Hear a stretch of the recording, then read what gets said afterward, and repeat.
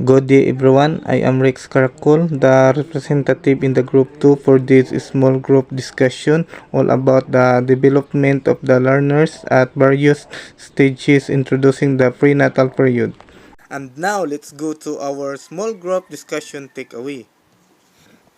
For the number 2 question, what are your feeling and reaction to what you read? After I watched the video and read the article about life before birth, I can tell women are amazing at how a baby grows inside a woman's womb.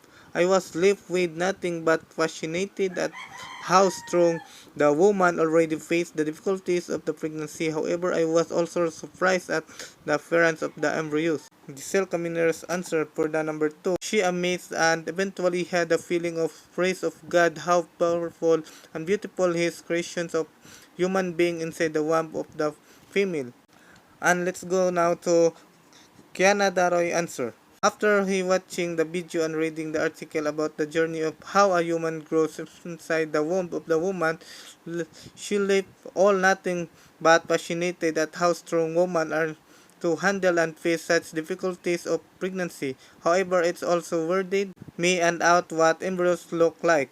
And now let's go for Dwayne Caminero answer. She was both shocked and delighted when she read the article regarding life before birth. She not sure why, but viewing the video clip made me smile and follow the journey of such a lovely unborn life. She taught me that the mother must take her responsibility seriously, which included look after herself. She's not allowed to smoke, drink, or take any medication without first consulting her doctor.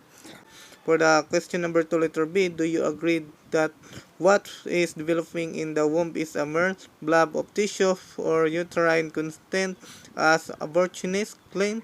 My answer is yes.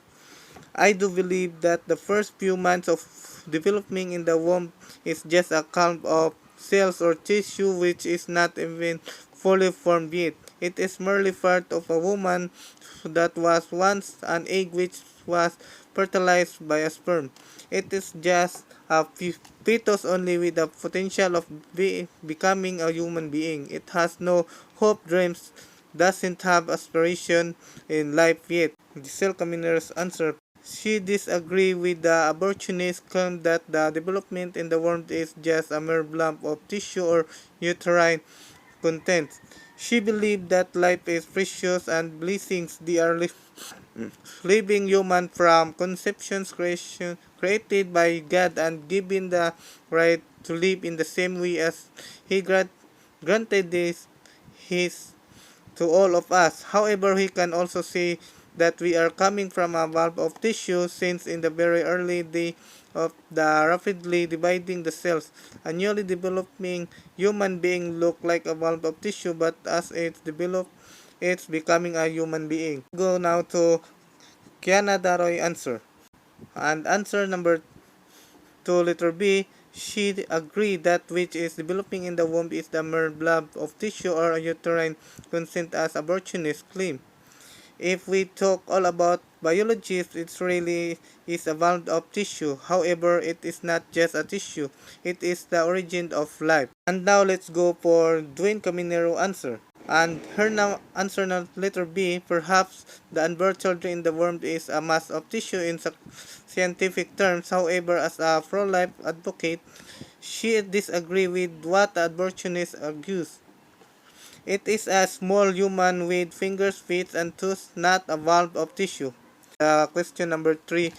Why are pregnant mothers advised not to smoke, not to drink alcoholic drink, and not to take any medication with doctor advice? Doing risky things can lead to the endangerment of the child's inner warm. Smoking during pregnancy increases the risk of health complications for either you or the baby you are bearing. Furthermore, the reason why the woman must not smoke, drink alcohol, or take medication before even consulting with the doctor is that it can lead to a premature birth or worse, and miscarriage. Since they increase the risk of the miscarriage and early birth, it can cause suddenly infant death syndrome, asthma, low birth weight, and ADHD. that why the pregnant woman should take care of themselves to prevent the risk of certain behavior or physical disorder that could affect the growth pattern that influence the lifelong health of the baby. And now let's go for the additional question.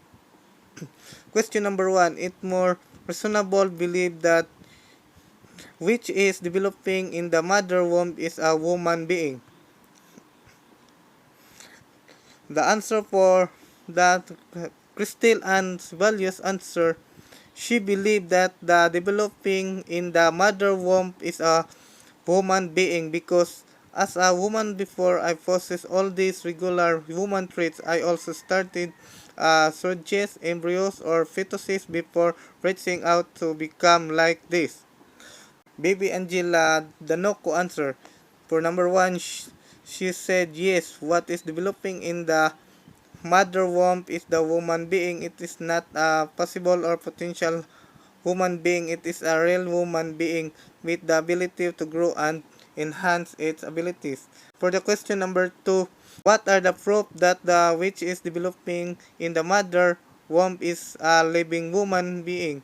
Here, answer is the evidence of embryology shows that the woman embryos likewise are unitary and individual organisms, even if twining later occurs. Physician, biologists, and other experts agree that the conception marks the beginning of the human being's life. And the question number three, as a realization ROM to this discussion, urge your stand on abortion.